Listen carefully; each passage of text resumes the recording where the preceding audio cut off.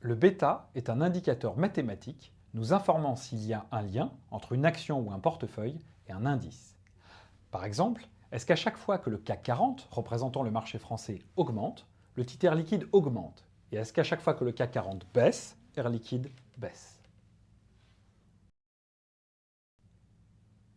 Pour savoir s'il y a un lien entre le CAC et Air Liquide, nous pourrions regarder les variations quotidiennes historiques et voir par exemple si les jours où le marché a monté, Air Liquide a monté, et inversement.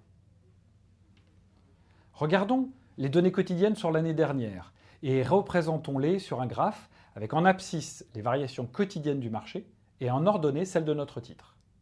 Cela nous donne un nuage de points. Que pouvons-nous déduire de cela? Une tendance. Habituellement, à chaque fois que le CAC augmente de 1%, Air Liquide augmente de 0,75%. À chaque fois que le CAC baisse de 1%, Air Liquide baisse de 0,75%.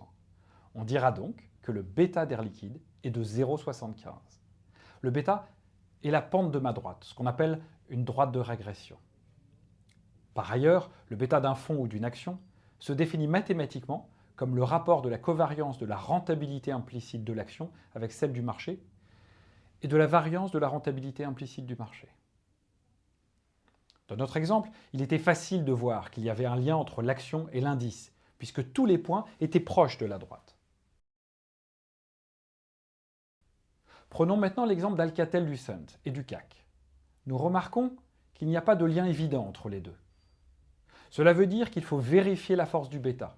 Est-ce que notre lien est toujours valable ou est-ce qu'il n'est que très rarement valable? C'est le coefficient de corrélation. Pour Air Liquide, il se situe à 80%, alors que pour Alcatel, il est aux alentours de 20%.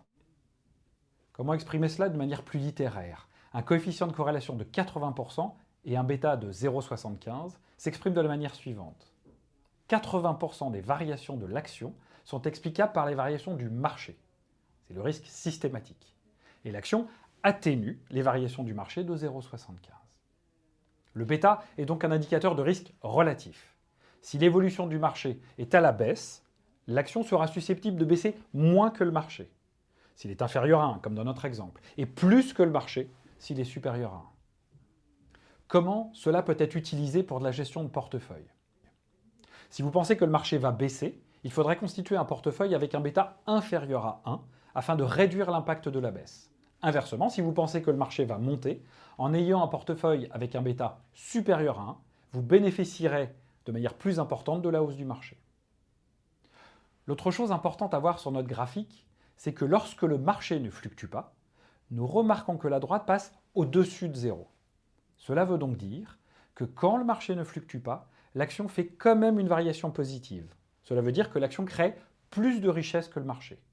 Cette création de richesse, qui représente le risque spécifique de la valeur, est l'alpha.